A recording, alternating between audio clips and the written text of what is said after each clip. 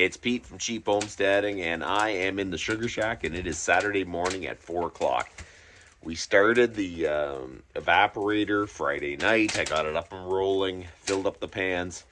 It takes a long time to make maple syrup. I'm probably going to end somewhere in the afternoon today, but I thought I'm going to bring you along so you can kind of have a quick view of what we're doing today. So we restoked the fire. I just filled the pan so it hasn't started to boil again.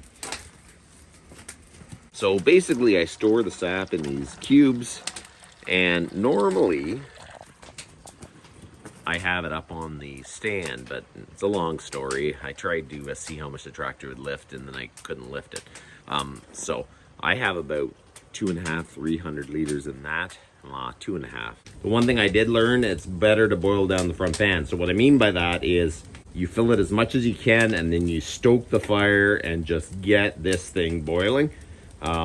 Last night I allowed it to go down too much, but you just keep feeding the fire, and as soon as that pan needs to be filled again, we dump more out of the preheated pan and then just stoke it again and get it up and running. So one of the big things about doing maple syrup, it's kind of nice to have friends over. So in the next little bit, there's going to be a bunch of people coming over, and they're just going to hang out when we boil some maple syrup.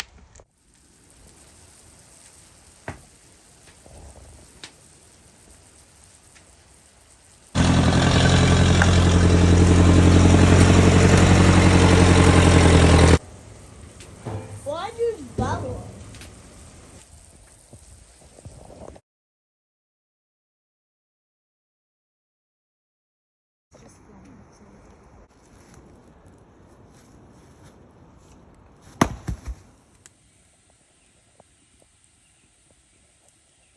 So those are the clips from the first boil we had, and we boiled 1,250 liters of sap, and we made about 31 liters of maple syrup. It was a really good sugar content. It was great.